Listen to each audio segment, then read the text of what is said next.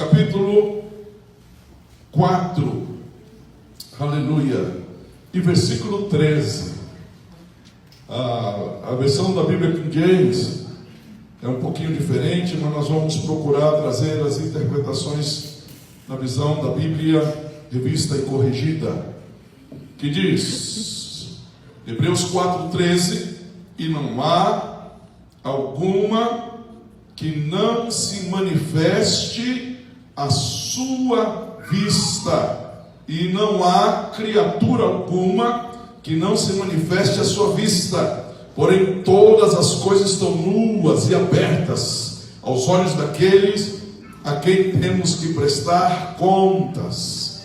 Revista e corrigida, e não há criatura alguma escondida diante dos olhos do Senhor, porque todas as coisas estão nuas e patentes aos olhos daquele o qual havemos de tratar.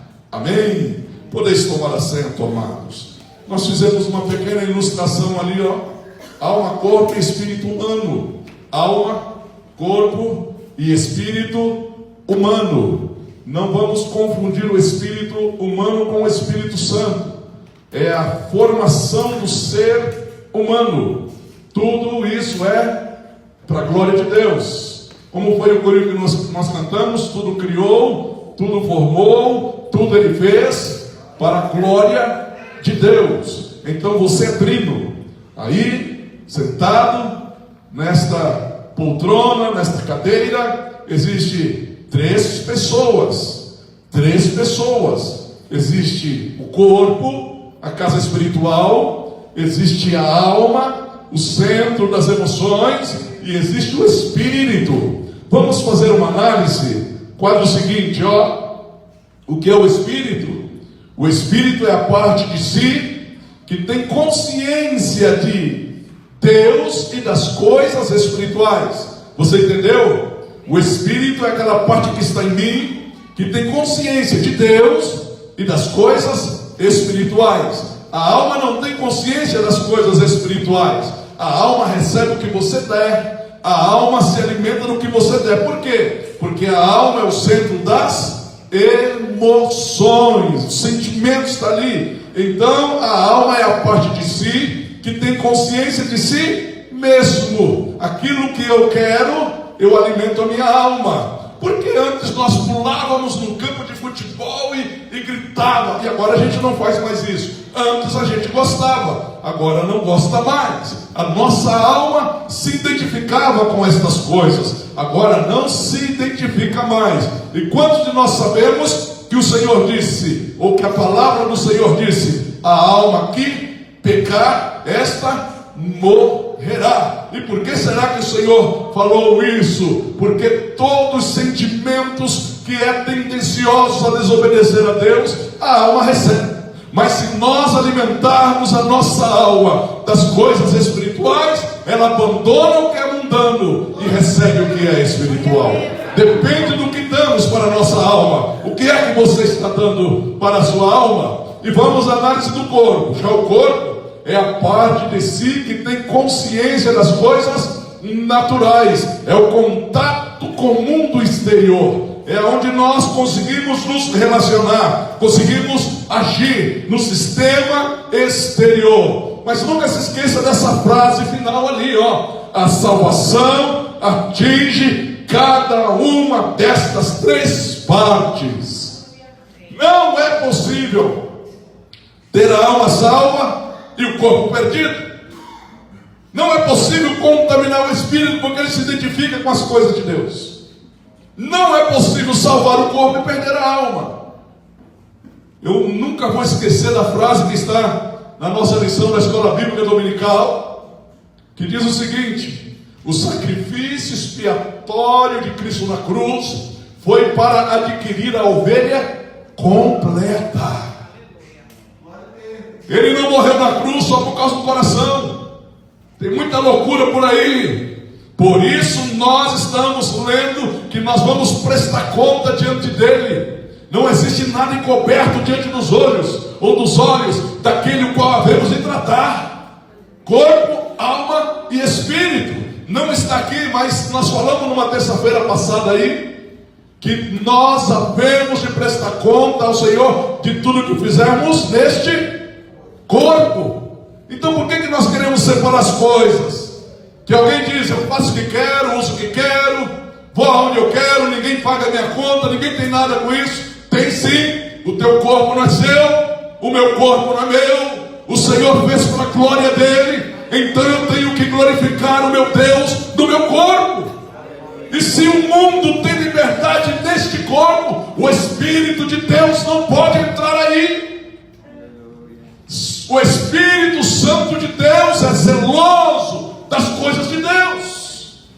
Deus não compactua com o mundo e com o pecado. Ou o nosso corpo é santificado para ser morada de Deus, ou então não existe um meio termo. Satanás se aproveita. Antes da gente continuar aqui, eu tenho assim às vezes comigo, e hoje eu pensei muitas vezes, não vou anotar, porque a gente já falou muitas vezes, senão ia até aumentar muita coisa aqui. Eu tenho bastante coisa, mas eu ouvi muitas vezes e falei também muitas vezes, o diabo não está tão interessado em tirar você da igreja. Ele não está mais tão interessado em tirar crente da igreja. Ele está interessado que você fique dentro da igreja como pedra de tropeço, gerando contenda, causando problema. A influência maligna não quer mais tirar crente da igreja, quer usar crente que não é comprometido com Deus para arrancar aquele que é.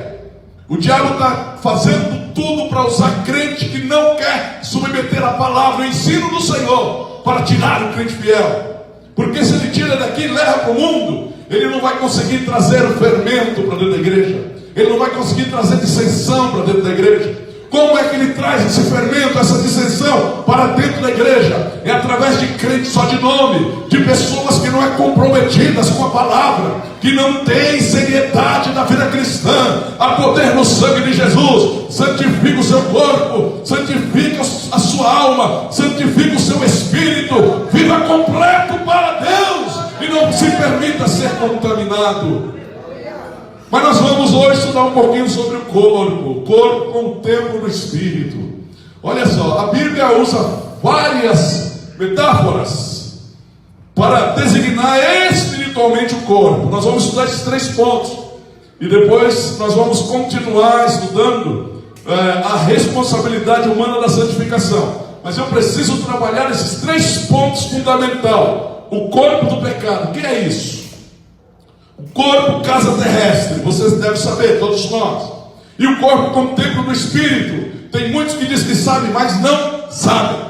Não sabem o que é um corpo, templo do Espírito. Porque se soubesse, vivia em santidade e comunhão com Deus.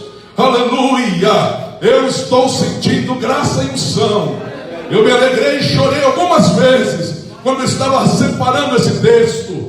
A parte mais ruim, mais difícil, mais desagradável é o primeiro tópico: o corpo do pecado. Vamos lá, olha só, note esse versículo: que o nosso velho homem foi com ele o quê? Crucificado, para que o corpo do pecado seja desfeito, a fim de que não sirvamos mais o pecado. O que existe de pessoas que usa este corpo exclusivamente para pecar, não pensa em nada espiritual. Eu vi uns rapazes falando alguma coisa boa na mente deles, mas até Bíblia eles não conseguiam pronunciar. Nem Bíblia, não conseguiam pronunciar a Bíblia. Tanto que está longe das verdades de Deus, tanto que está longe da palavra do Senhor. E hoje nós recebemos umas mensagens, e eu vi alguém pregando, dizendo que nós, para sermos mais cheios de Deus, temos que estar perto da palavra, temos que ler a palavra, temos que ouvir a palavra, entender a palavra, alimentar a palavra, para estarmos perto de Deus. E não somente aqueles que não conhecem, que estão no mundo, não têm habilidade com a Bíblia. Não fale para mim, mas pensa, que hora você pegou a Bíblia hoje para ler? Quantos minutos você parou para meditar na palavra? Sabe por quê? Porque você não está valorizando a palavra. Naturalmente, automaticamente, o homem natural reage. E o pecado está aqui dentro. Aí você olha para o irmão, pastor Enio, você é pastor, homem de Deus, desfruta de um respeito, de uma consideração tão grande. Meu irmão, o pecado está aqui dentro. Ele está querendo me dominar, mas eu domino ele em nome de Jesus. Ele está querendo me levar para a carne, mas eu digo, não, em nome de Jesus, eu decidi sacrificar o corpo para servir o Senhor. Quantos obreiros têm caído? Quantos homens têm deixado? Quantos têm abandonado? Quantos têm saído da sua posição? Porque tem brincado com esse negócio. Não pensa que essa expressão que a carne é fraca. A carne é fraca, olha, a carne é forte. Você tem que batalhar e tirar o alimento dela. Não dá comida para ela. Porque se você alimenta a carne, ela te derruba. Aquilo que você alimenta, isso vai dominar. Se o corpo é do pecado, aqui nós lemos, o nosso velho homem foi com ele crucificado, para que o corpo do pecado seja desfeito. Oh, aleluia! A fim de que não sirvamos mais ao pecado. Eu não sirvo ao pecado. Faça uma análise aí. Será que o pecado ainda tem uma brechinha? Será que alguma coisa ainda está aí no pecado na sua vida? Será que o pecado ainda te impulsiona? Hoje de manhã, falando com o meu tio, o pastor Paulo, eu sempre estou mandando para ele o pão diário, e o pão diário fala para perdoar os inimigos, perdoar aqueles que nos fazem mal, que nos maltratam. Aí ele disse, isso aqui é muito difícil. E aí ele pediu para mim mandar para ele a interpretação de dois textos bíblicos. E eu mandei para ele. Quando o apóstolo Paulo diz para nós não termos vingança em nós mesmos, senão dá lugar à ira, porque do Senhor é a vingança. Quando ele fala dá lugar à ira, não a gente fica irado. E se porventura a ira vier em decorrência da naturalidade, ele diz, ireis, mas não pequeis, e não acenda o sol sobre a vossa ira. O Senhor é vingador, Ele vai vingar. Por que é que eu vou querer vingar do meu irmão? Não, de jeito nenhum. O corpo do pecado foi desfeito, no aspecto da carne, no aspecto da ira, no aspecto de qualquer coisa que entristece a Deus. Mas existe um mundo aí que está profano. E eu quero ler com você, bastante textos bíblicos, mas eu quero ler com você, é a situação do mundo. Eu não acredito que essas referências que nós vamos ler, alguém na igreja tenha essas qualidades. Eu espero que não tenha, mas se tiver, Jesus está aqui para te perdoar nessa noite. Jesus está aqui para mudar a sua história. Aleluia, eu estou sentindo algo muito forte de Deus nesta noite. Vai em Romanos capítulo 1, versículos 18, 21 e 22. O que diz aí, ó? Porque no céu se manifesta a ira de Deus sobre toda a impiedade e injustiça dos homens que detêm a verdade e injustiça. Da onde vem a ira? De Deus, vem do céu se manifestando. Olha só o versículo 21. Porque tendo conhecido Deus, quem? Homens que conheceram a Deus, não o glorificaram como Deus, nem lhe deram graças, antes os seus discursos se desvaneceram, e o seu coração insensato se obscureceu, dizendo ser sábios, tornaram-se loucos. Olha os versículos 23, e vamos até o 32. E mudaram a glória de Deus incorruptível em semelhança da imagem de homem corruptível, e de aves, e de quadrúpedes, e de répteis. Por isso também Deus os entregou às concupiscências de seus corações, a imundícia, para desonrar os seus corpos em si. Eles abandonaram a obediência a Deus, obscureceram a sua mente, glorificaram a criatura, exaltaram a si mesmo. Deus o entregou, o Senhor o entregou. Olha o versículo 25. Pois mudaram a verdade de Deus em mentira, e honraram e serviram mais a criatura do que o Criador, que é bendito eternamente. Amém? Versículo 26. Por isso Deus os abandonou às paixões infames, porque até as suas mulheres, olha aí, mulheres, mudaram o uso natural, no contrário à natureza. O que está falando aqui? Mulher abandonou o uso natural e foi para a promiscuidade. Mulher casa com mulher, e é surpreendente, não se pode falar. A Bíblia condena, meus irmãos, a Bíblia condena, e Paulo aqui em Romanos 1 foi duro quanto a isso. Isso é abominável aos olhos do Senhor. Mas vamos ao versículo 27. E semelhantemente também os homens, deixando o uso natural da mulher, e se inflamaram em sua sensualidade uns para com os outros, homens com homens, cometendo torpeza e recebendo em si mesmo a recompensa que convinham a seu erro. Segura aí, irmão Fernando. Quantos anos aproximadamente faz que começou a aparecer doenças sexualmente transmissíveis graves, como AIDS? Tudo isso é consequência dessas práticas. Aleluia, eu me lembro dos pastores que nos discipularam, e ainda quando jovem, ele dizia assim: a AIDS pode pegar e matar esse carnal e profano, mas o servo de Deus, que honra a sua esposa, que casa, só vive com ela, a AIDS não vai pegar, enfermidades não vai pegar, porque Deus fez um para o outro.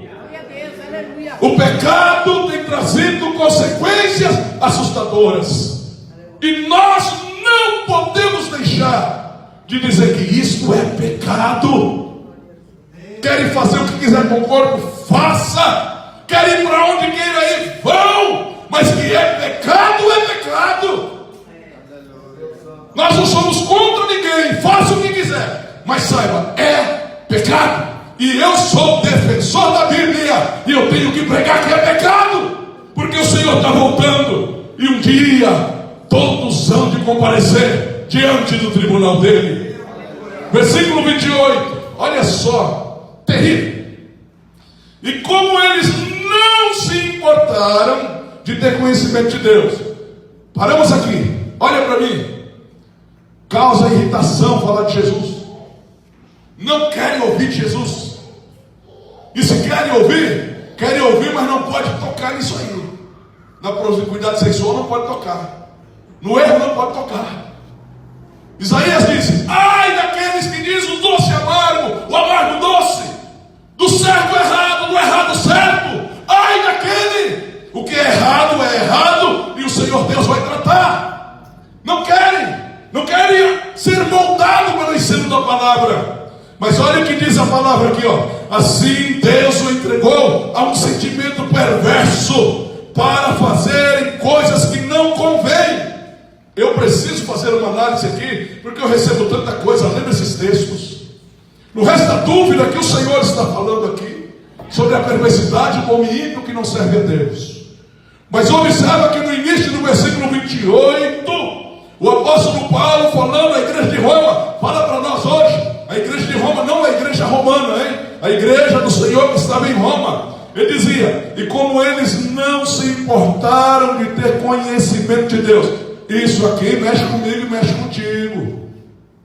Ah não, pastor, vou falar só Deus. Uma palavra da Bíblia tem que ser analisada com temor.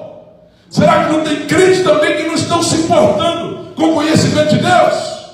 Se eu começar a ler aqui só Sofonia, Abacuque, Amós, as pessoas não vão conseguir nem abrir, nem sabem onde estão na Bíblia. Não querem ter conhecimento de Deus. Por isso sou enganado. Por isso vem doutrina de demônio, doutrina de homens carnais. E há igrejas novas que se abrem por toda parte, porque os homens não querem ter conhecimento de Deus.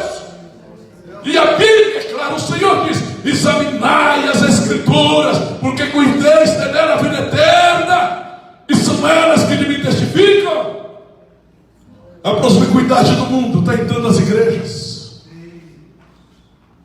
Eu vi um comentário, meu irmão falou para mim, e eu não acredito que ele tenha inventado essa história, que determinado pastor em algum lugar disse para o jovem: já que você não consegue ter equilíbrio para atividade sexual, na saída lá da igreja você pode pegar uma proteção.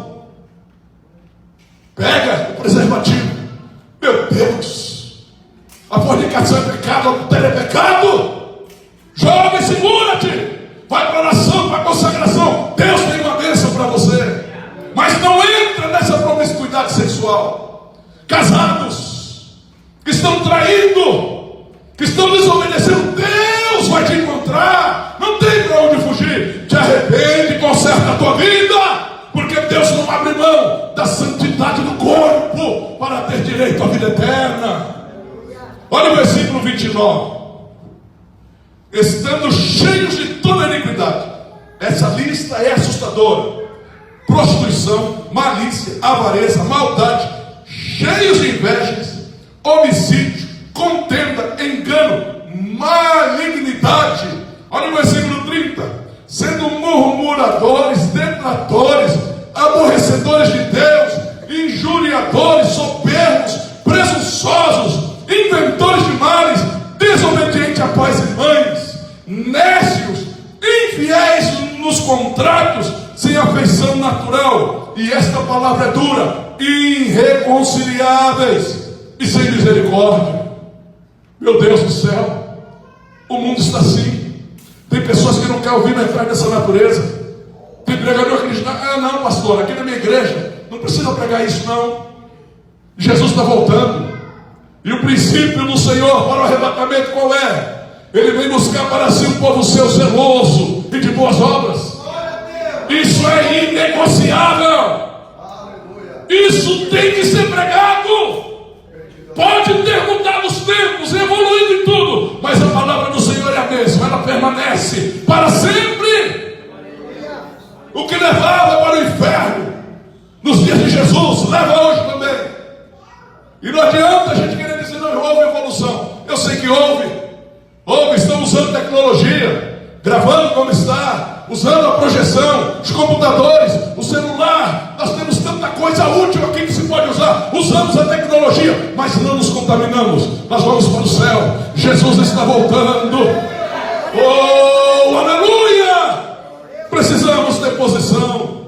Olha o versículo 32. Os quais, conhecendo a justiça de Deus, disse Paulo, que são dignos de morte os que tais coisas praticam, não somente as fazem, mas também consentem aos que as fazem. Isso aqui é para pegar pastores que estão passando a mão na cabeça de adúlteros, pastores que estão passando a mão na cabeça de pessoas que estão na prática do pecado do mundo. Qualquer um que estiver dentro disso, só existe um caminho: arrepende-te e não faça mais. Porque o princípio do Senhor é: aquele que confessa e deixa, alcança a misericórdia. Aleluia! E eu escrevi essa frase, essa agressão ao Deus Criador que leva Paulo a usar essa expressão: dignos de morte. Oh, amigos, irmãos, é claro quando o Senhor disse: aquele que torna-se amigo do mundo, ele faz-se inimigo de Deus. Os inimigos não vão habitar com Deus. Os inimigos não vão chegar ao céu. Os inimigos não vão ter direito de vida eterna.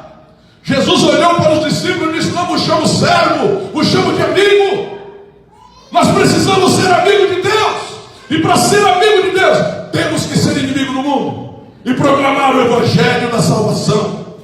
Jesus está voltando. O quadro seguinte diz: é necessário atentar diligentemente para essas instruções de Paulo. Romanos 6, 12 a 14. Olha o que diz: não reine, portanto, o pecado em vosso corpo mortal, para lhe obedecerdes em suas concupiscências. Versículo 13: nem tampouco apresentei os vossos membros ao pecado, por instrumento de iniquidade. O que é iniquidade? É a legalização do pecado. Isso é sério. Aquilo que antes era pecado não é mais. Estão legalizando, estão dizendo: não é mais pecado. Isso é iniquidade. Mas apresentai-vos a Deus como vivo dentre os mortos, e os vossos membros a Deus como instrumentos de justiça. Eu coloquei de vermelho para que isso entre no teu coração. Versículo 14: porque o pecado não terá domínio sobre vós. Porque o pecado não terá domínio sobre vós. Quando é que o pecado não tem domínio sobre mim? É quando eu apresento a Deus como vivos dentre os mortos, O apóstolo Paulo escreveu à igreja de Corinto e diz: desperta tu que dormes, levanta-te de entre os mortos. Eu estou vivo entre os mortos. Há milhões mortos na terra, mas há uma centena de milhares que encontraram Jesus e estão vivos entre os mortos da terra.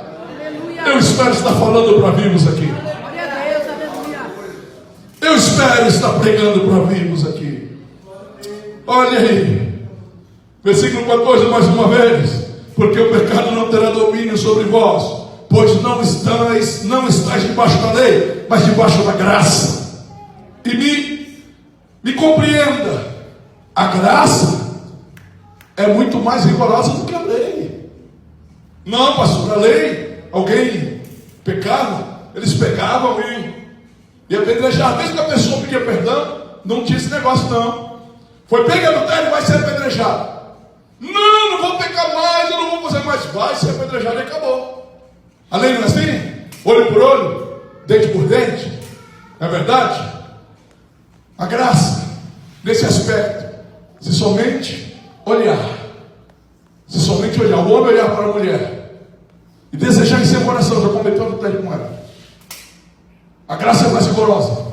Seja santo. Peça a Deus: santifica os meus olhos, meu ouvido, minha boca. Vai pagar quem olhar, vai pagar também quem se exibir. Quem estiver andando sensualmente, sensualmente andando na igreja no lugar, vai pagar. É pecado para quem cobiça, é pecado para quem também fica se demonstrando. É tempo de santidade para homens e mulheres. Para Deus não tem meio termo. Então, o corpo do pecado não tem mais domínio sobre nós. Amém? O corpo do pecado não te domina. Eu posso andar em qualquer lugar, e você está falando com Deus, adorando e servindo o meu Senhor. O corpo do pecado não me domina. Vamos segundo: corpo, casa terrestre. Olha o que disse Deus lá em Gênesis 6:3. Então disse Deus, ou disse o Senhor: não contenderá o meu espírito para sempre com o homem, porque ele também é carne, porém os seus dias serão 120 anos.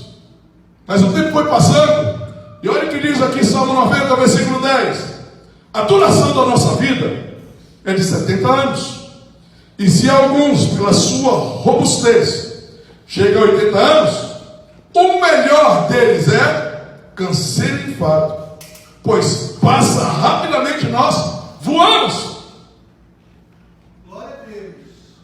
Casa terrestre, ela vai cada dia diminuir. Vai para o seguinte, para a gente ganhar tempo: esse corpo também é chamado na Bíblia de homem exterior. Um corpo que se corrompe, adoece e envelhece. Agora, se nós analisarmos esta palavra, e hoje quando eu estava aqui dentro do gabinete, eu orei a Deus. Parece loucura, mas sabe o que eu queria? Que Deus fizesse assim. Mas Deus não vai fazer, Ele já fez do jeito dele. Mas eu queria que quando o cabelo começasse a ficar branco, a pessoa fosse orar, e quanto mais ele orava, mais ficasse preto. Ia ter tanta oração. Começou a aparecer umas rugas, estou ficando velho, vou orar, vou buscar Deus. Aí ficasse lisinho de novo, renovasse. Não é verdade? As pessoas se voltam para este corpo com tudo e esquecem do espírito. Aí está o pecado da vaidade. A prioridade se torna o corpo e esquece do espírito. Esse corpo vai se desfazer. Vai ficar a cabeça branca, novo e velhos. Pode até pintar, mas vai ficar a cabeça branca. Vai ficar com rugas ao longo do tempo. Está novo? Vai aparecer rugas, mais tarde vai aparecer. Como aquele irmão que disse: 80 degraus. Sobe 40 e depois desce 40. Não tem para onde fugir. É apenas uma casa terrestre. Mas olha que Paulo disse para nós que servimos ao Senhor. 2 Coríntios 5, primeiro. Porque sabemos que se a nossa casa terrestre desse tabernáculo se desfizer, temos de Deus um edifício, uma casa feita por mãos eternas no céu. Aleluia. Glória a Deus, aleluia. Glória a Deus. Nós temos uma casa. Esta casa não foi feita por mãos humanas. É uma casa eterna no céu.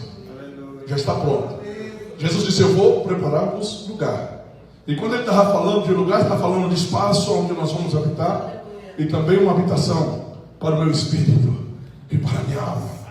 Eu vou receber um novo corpo. Aleluia. Vamos à frente. Casa terrestre. Essa expressão refere-se à temporalidade do corpo. É uma questão de tempo. Vai subir. Sua constituição física, a forma do espírito, como morada passageira. Nesta terra somos peregrinos e forasteiros. A morte vai chegar. Vai chegar a hora em que nós vamos ter que confrontar com ela. Que essa máquina aqui vai parar. Agora aqui dentro existe alguém. Eu não sou o que você está vendo. Eu estou dentro desse corpo. E um dia eu vou sair daqui. A Bíblia chama de homem interior. Esse homem interior se renova a cada dia. E quando o corpo estiver fraquinho, caindo de um lado para o outro, e se chegar a tombar, eu saio desse corpo velho para receber um corpo novo, para a glória do nome do Senhor. Mas eu tenho que apresentar esse meu corpo santificado. Não pense que eu vou chegar lá falando, fazendo tudo o que eu quero, não submetendo os ensinos bíblicos, e Deus vai ter misericórdia. O juízo e a ira de Deus será sem misericórdia para os filhos da desobediência. Eu sou peregrino aqui, a minha casa não é aqui. Esses dias que eu estava lá em igrejinha, eu disse: eu perdi os hábitos da minha terra. Eu não falo nem igual paulista, nem igual gaúcho, nem igual paraense. Eu não sei como é que eu falo, eu sei que eu falo. Por quê? Porque sai de um lugar, vai para outro, vai para outro, vai para outro, vai para outro. Andei por tanta parte, cada um eu pego um pouquinho. Mas por quê? Porque eu não tenho nacionalidade aqui. A minha nacionalidade é do céu, eu vou para lá. Aleluia. Aleluia. O Espírito de Deus está aqui, eu sinto a presença dele. Glória a Deus. 1 Pedro 2,11: amados, peço-vos como a peregrinos e forasteiros, que vos abstenhais das concupiscências carnais que combatem contra a alma. E agora vamos para a terceira parte: templos ou templo do Espírito. Vai ser só uma introdução hoje. Na próxima, quando nós começarmos a falar sobre a responsabilidade humana na santificação, você vai ver o que é o templo do Espírito. Eu tenho dado tantos testemunhos, meu irmão, que passou assobiando perto de casa. Ele lia muito pouco, mas tinha uma comunhão tão grande com Deus, que ele passou assobiando. 5 metros mais ou menos da sala de casa, eu estava na sala. E parece que aquele som do assobio dele entrava em mim e me fazia chorar.